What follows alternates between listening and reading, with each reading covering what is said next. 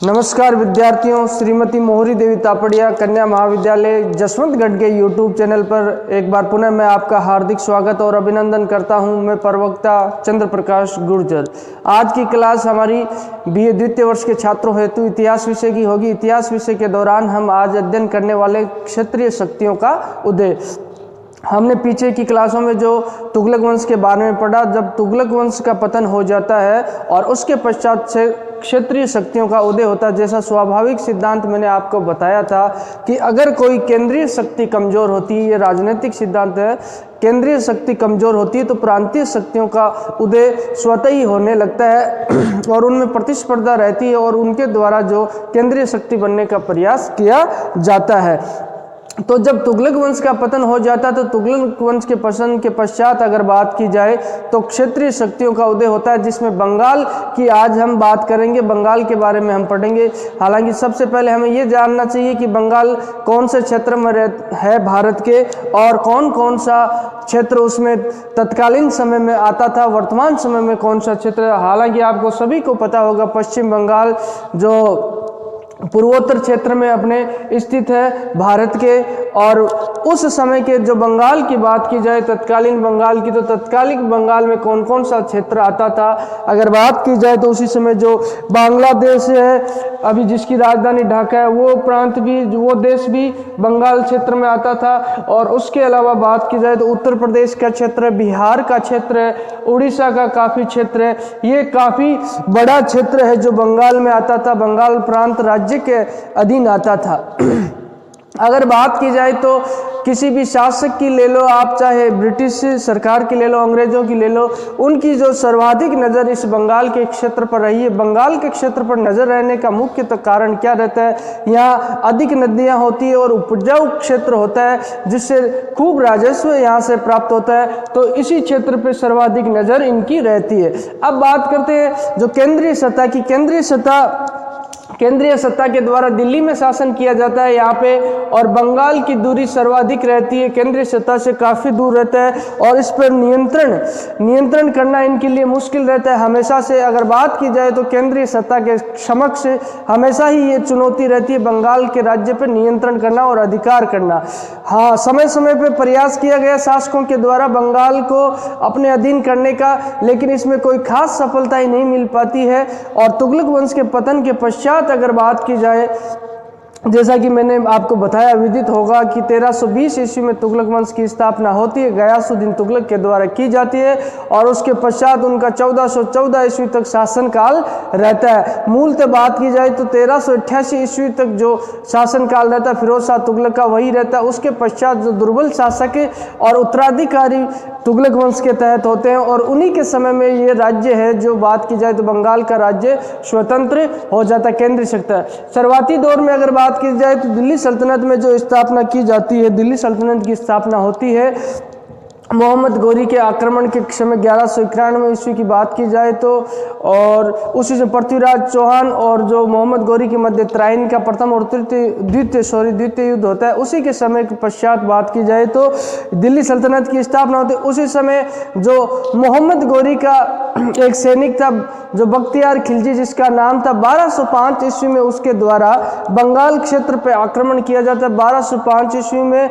और वहाँ का अगर बात की जाए तो शासक कौन होता है? लक्ष्मण सेन वहाँ का शासक होता है। नदिया जिसकी राजधानी होती है और छद्म भेष में, जैसा कि मैंने पीछे की क्लास में बताया होगा आपको, छद्म भेष में उसके द्वारा कुछ घुड़सवारों के साथ उसकी राजधानी पर आक्रमण किया जाता है और बंगाल से लक्ष्मण सेन को भगा दिया। लक्ष्मण सेन अपनी राजधानी छोड़कर भाग जाता है और दिल्ली सल्तनत के अधीन 1205 ईस्वी में जो बख्तियारुद्दीन खिलजी है उसके द्वारा जो बंगाल को कर दिया जाता है और उसके पश्चात वो हमेशा जो मुस्लिम सत्ता के अधीन रहता है। कुछ समय के लिए बात की जाए तो मुस्लिम शासकों के हमेशा वो अधीन रहे। बंगाल प्रांत की बात की जाए तो अब जो बंगाल प्रांत में मुस्लिम शासकों के द्वारा विद्रोह करके जो दिल्ली सल्तनत है, केंद्रीय सत्ता है, उसकी अधीनता स्वीकार करने से मना कर दिया जाता है। तो इनमें सर्वाधिक सबसे पहले अगर बात की जाए तो हाजी इलियास का नाम सर्वाधिक, ये मुस्लिम शासक है, इसके द्वारा जो बंगाल को स्वतंत्र राज्य बनाने की जो सबसे पहले पहल की जाती है और इसका शासनकाल 1345 से 57 ईस्वी तक रहता है। हाजी इलियास के समय अगर बात की जाए तो दिल्ली पर जो केंद्रीय सत्ता में शासक कौन था? तुगलक वंश का शासक फिरोज शाह तुगलक था।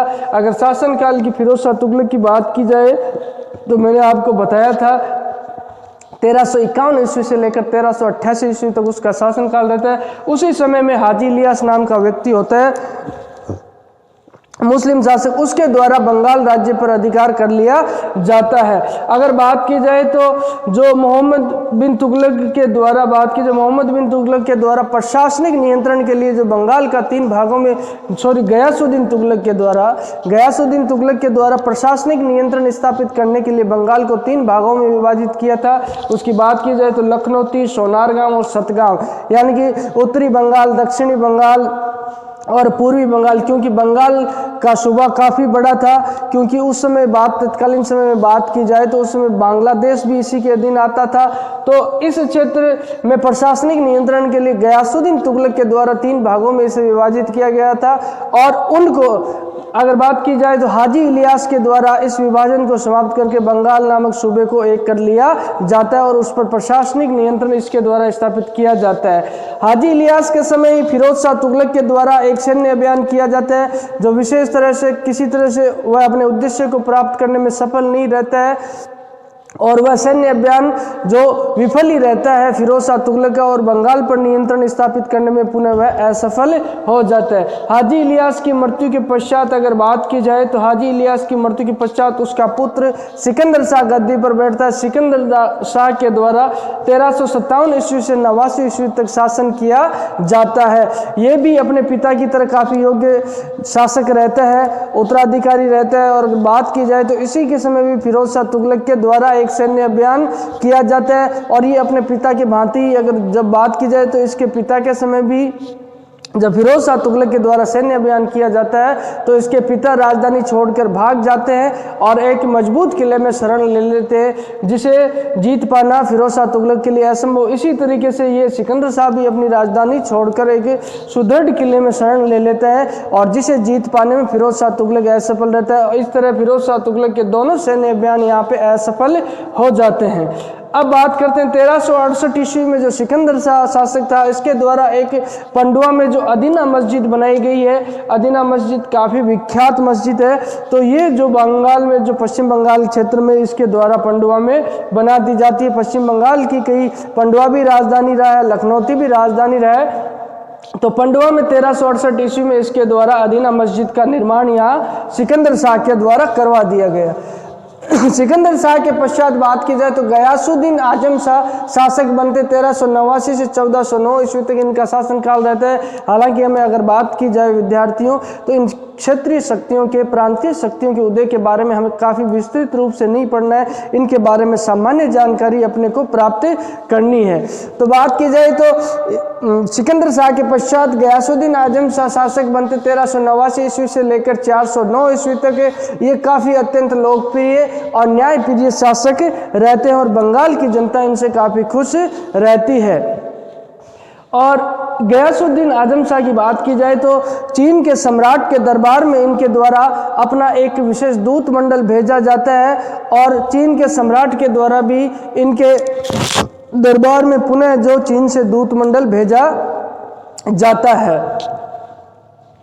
और गयासुद्दीन आजम शाह के बारे में कहा जाता है कि प्रसिद्ध कवि जो ईरानी कवि थे, अरबी और ईरानी के जो जानकार थे, हाफिज इनका नाम था। इन हाफिज से पत्र व्यवहार गयासुद्दीन आजम शाह के द्वारा किया जाता था। गयासुद्दीन आजम शाह के पश्चात बात की जाए तो सैफुद्दीन इज़्म शाह कई जगह हमें हजम शाह भी देखने को मिलता है। अगर बात की जाए तो हजम शाह भी आपकी पुस्तक में लिखा हुआ है, लेकिन ये मेरे ख्याल से सही उच्चारण इसका मैंने कई पुस्तकों से देखा है, इज़्म शाह ही होगा।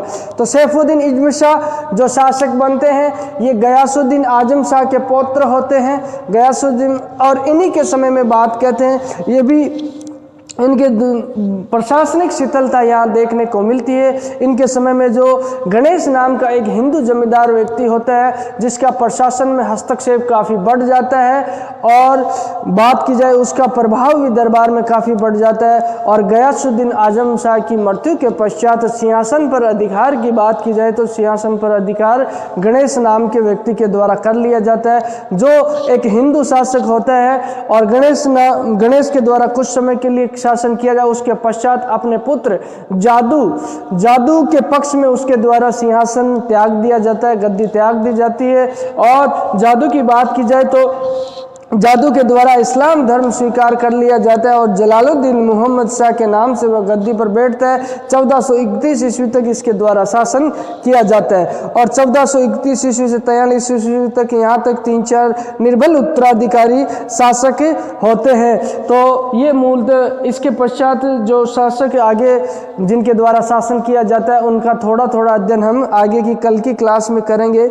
यहाँ हमें विस्तृत रूप से इसको नहीं पढ़ना होगा। यहाँ इतिहासकारों में भी काफ़ी मतभेद है और इनके बारे में अगर बात की जाए तो सटीक जानकारी प्रांतीय राज्यों के बारे में, जो प्रांतीय क्षेत्रीय शक्ति है, इनके पश्चात जो स्पष्ट इतिहास का उल्लेख हमें देखने को प्राप्त नहीं होता है। तो ये बंगाल के शासक रहते हैं और आगे के बंगाल के शासकों के बारे में हम कल की क्लास में जो निरंतर कंटिन्यू पढ़ेंगे।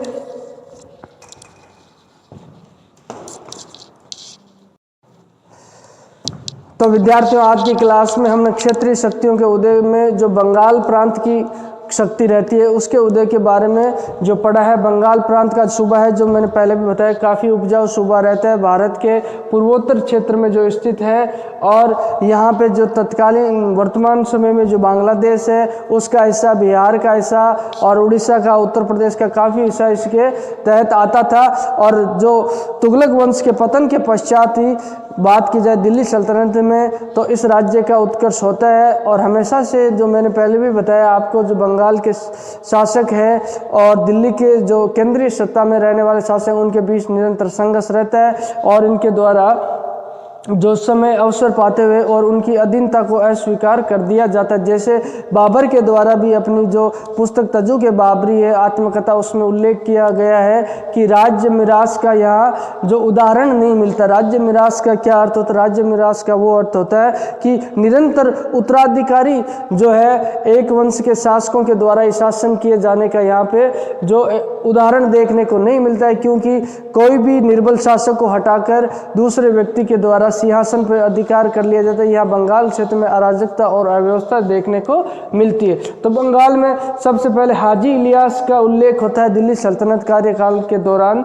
तो हाजी इलियास द्वारा एक अपने इलियास वंश की स्थापना कर दी जाती है। 1345 से 57 ईस्वी तक शासन किया जाता है, जिसमें मुख्य कार्य जो बंगाल का विभाजन है इसे समाप्त करते हुए लखनौती, सोनारगांव, सतगांव को एक करके बंगाल सूबे पर प्रशासनिक नियंत्रण स्थापित कर लिया जाता है। उसके पश्चात सिकंदर शाह द्वारा शासन, जो हाजी इलियास के पुत्र होते हैं, और सिकंदर शाह के पश्चात बात की जाए गयासुद्दीन आजम शाह के द्वारा शासन किया जाता है और अत्यंत लोकप्रिय शासक है। और उसके पश्चात गयासुद्दीन आजम शाह के पश्चात अगर बात की जाए तो राय गणेश जो हिंदू जमींदार है, सैफुद्दीन इज़्म शाह के द्वारा, जो गयासुद्दीन आजम शाह के पौत्र हैं, इनके पश्चात ये शासन करते हैं। और इसी के समय जो हिंदू शासक है राय गणेश का यहाँ प्रभाव बढ़ जाता है और उनके द्वारा सिंहासन पर अधिकार कर लिया जाता है। गणेश के पश्चात बात की जाए तो गणेश के पुत्र जादू के द्वारा शासन किया जाता है। तो इस तरीके से बंगाल में ये शासक हुए और इनके पश्चात होने वाले शासकों के बारे में हम निरंतर अध्ययन करते रहेंगे। बोलिए यहाँ तक आपको कोई चीज़ समझ में आई नहीं हो, किसी तरह की समस्या हो, शंका हो, तो आप निसंकोच पूछ सकते हो। आपके पास जो प्लेटफॉर्म है शैक्षणिक व्हाट्सएप ग्रुप, उसके माध्यम से आप अपनी बात मुझ तक पहुंचा सकते हो। और किसी तरह के आपके अध्यापन से संबंधित सुझाव है तो वो भी आमंत्रित है, आप दे सकते हो। तो आज की क्लास के लिए बस इतना ही। सभी विद्यार्थियों का पुनः बहुत बहुत धन्यवाद।